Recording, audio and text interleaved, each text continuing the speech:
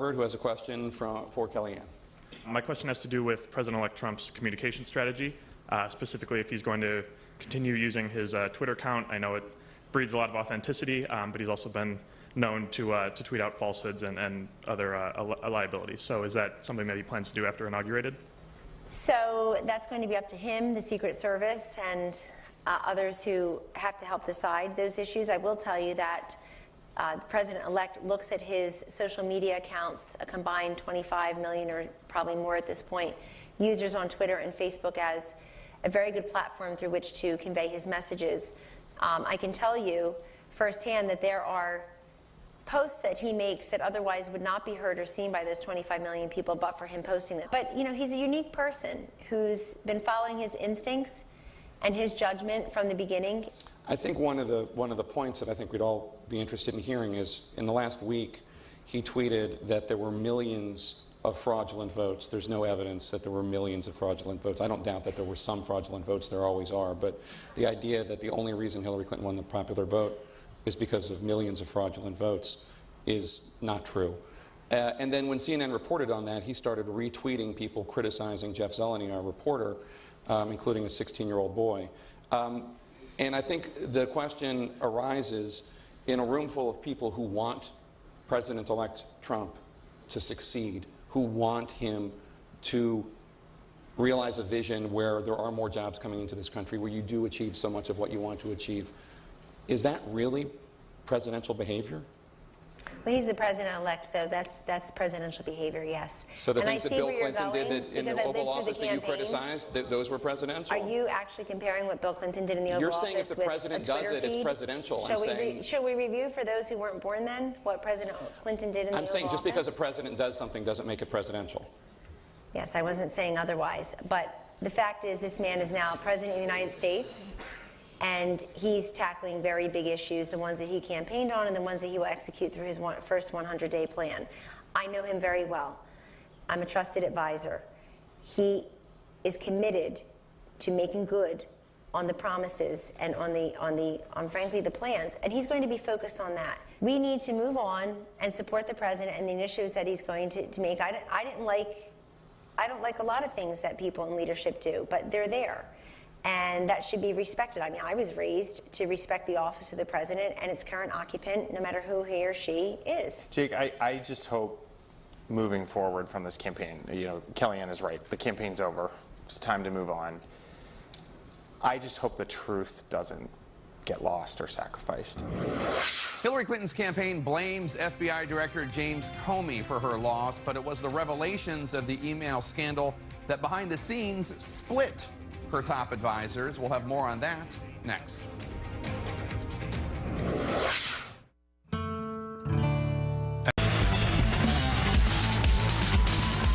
We begin this morning with the woman who has become the face of the presidential transition. Kellyanne Conway, Donald Trump's former campaign manager, joins us now from his Mar-a-Lago estate in Florida. Good morning.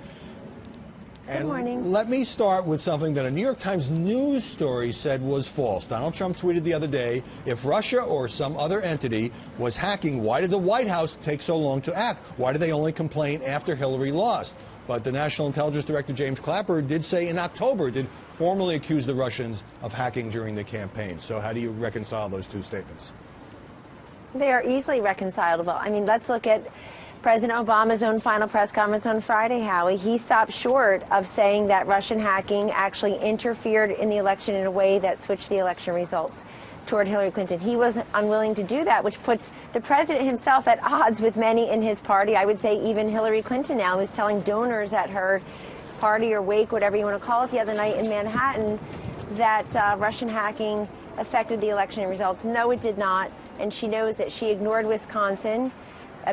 She ignored Michigan, which President Obama won by 10 points 4 short years ago, and Donald Trump just won. Well, I don't suggest. So, look, if the intelligence community wants to be serious about this and produce evidence to the American people, we, of course, will look at that. They were invited to a House intelligence briefing and didn't show up. They'd rather leak to the media. That should bother people who are running around on their high horses, beating their chest, saying that they are genuinely concerned about not undermining our democracy. Yeah, Come forward, go and testify where you should behind closed doors, and stop leaking to the media. And no question the fact that these leaks have really added to the murkiness surrounding this rather than on-the-record statements from administration officials. You went off on White House spokesman Josh Earnest the other day after he said, well, look, Trump obviously knew during the campaign the Russians were hacking the DNC emails, that this was hurting Hillary's campaign, and even that Trump had invited Russian hackers to find her deleted emails. Why did you respond so strongly to Earnest?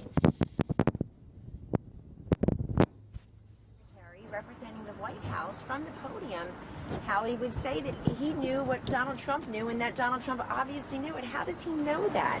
And in fact, it was his own president, his own boss, President Obama, the next day coming out and saying, look, I told Vladimir Putin to, quote, cut it out or knock it off at some international conference, and he did. But, you know, when Donald Trump made that comment tongue-in-cheek about going and getting her emails, Podesta's emails were already in the main. And I would point out for your viewers, because nobody talks about it for many reasons, it was a pro-Hillary outside group that used Colin Powell, the former Secretary of State's hacked emails, to try to help her in this election. That he questioned Benghazi, and they tried to cherry pick some of his emails to make it seem that, you know, to help her, although unfortunately for her, Colin Powell had made criticisms of his successor, Hillary Clinton at state. But, you know, we just can't have it three different ways because people can't get over these election results. Vladimir Putin had nothing to do with the fact that Hillary Clinton underperformed with union households, underperformed with women as the first female president, certainly underperformed with white voters, underperformed with the Obama constituency. Okay, no need and to look, let me just say something else. Go ahead, please. Yep. All right, let me just turn, and you can come back to that, but I want to turn to the lead story in the Washington Post today. Last-ditch bid to upend vote. This, of course, is about the formality of the Electoral College meeting tomorrow. And two pretty respected columnists at the Washington Post, E.J. Dionne on the left and Kathleen Parker on the center-right, have embraced the idea of GOP electors going rogue to block or overturn Donald Trump's victory. What do you make of that and all the coverage that this is getting? Well, rather listen to people who aren't the electors, I would go and look at the quotes of the electors. They're in many different publications this week and weekend, Howie, where it's any combination of I will respect the will of the voters in this state that voted for Donald Trump and giving him all the electoral votes in that particular state.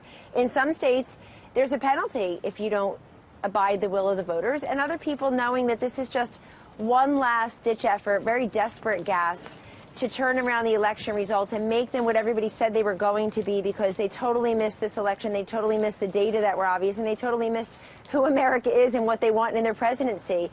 I would note you've got these sort of out-of-work actors and actresses embarrassing themselves this week. One guy played the president on a drama called The West Wing.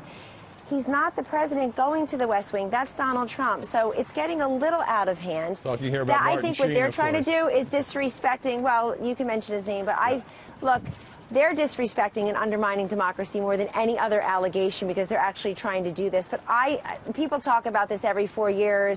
We're not worried about it because we take everything like that very seriously. It's a non-story. Our attorneys are, it's a non-story. By the way, it wasn't a squeaker, folks. Get over it. He needed 270 electoral votes. We got a 36 cushion in there, 306, not a squeaker. Let me try to get some other topics in our remaining time. Republican spokesman Sean Spicer, working with you all, says your team is looking at whether there's still going to be a need for daily White House press briefings. Maybe they don't need to be televised. I understand the arguments, but isn't that the one chance that reporters get every day to try to get answers to questions from a top administration official? No, not necessarily, because if you look at the last couple of press secretaries, they have the daily briefings, but they don't necessarily answer the questions, do they? I mean, some of these people are deflecting and denying, and but there are many ways to communicate with the press, and obviously many ways for the press to communicate with us. You've got a president-elect who's very powerful on Twitter. People criticize him, but boy, do they cover every single tweet he puts out there, and boy, does it move mountains, literally and figuratively. But look, this is Donald Trump, unconventional candidate, no military political experience. America looked at that as a bonus. He's going to shake up Washington. It could be an unconventional White House, but we will be respectful to the press. We just expect the same in return. Frankly, for most of them, we're yet to say it. Speaking of communicating with the press, I mean, Donald Trump used to routinely criticize Hillary Clinton for going months without a press conference. He has not held a news conference since July. Is that going to change anytime soon? Perhaps. But we used to like to smoke her out to have press conferences because they were so awful. We just thought it helped us if she actually had them. No, everybody was focused on the wrong point there. All right. The record will show that your answer was perhaps. Real quickly, New York Times columnist Paul Krugman wrote the following on Twitter. There was, rightly, he says, a cloud of illegitimacy over Bush, George W. Bush, dispelled wrongly by 9/11, creates some interesting incentives for Trump. Donald Trump called Krugman demented on this. What's your reaction to that kind of rhetoric? That kind of rhetoric has no place in our democracy, frankly, no place in media, and here's why. He is taking on the President of the United States and accusing him of doing something or thinking in a certain way that's not just false, but it's dangerous. And I would ask everybody in the media, do you have editors anymore? What are the standards here? Whether you look at people's Twitter feeds, which are a hot mess against the President-elect and inaccurate and really just for other journalists, frankly, the public doesn't read them much. Or you have columnists who clearly wanted a different election result accusing the president of something. That's just very dangerous to our democracy, and I would say for everybody who's beating their chest and all high-minded about undermining our democracy, they should think about these hot words. I would like for him to apologize, but I would also like for the New York Times to get their arms around this and say, is this an appropriate way to speak about the president-elect? All right, we'll see if Paul Krugman apologizes. And finally, Kellyanne, in our remaining minute, you've said that one reason that you've been reluctant to take a job in the White House, you have turned down the job of press secretary, we don't know if you're going to take some other position, is that you have 4 children between the ages of 7 and 12. Well, some female critics, in the name of feminism, kind of jumped on you and accusing you of saying that no mother with children should ever work in the White House. I lost him. Have Tell you me still when to answer, and I will. I know what he's asking. Go ahead. Keep going, Howie.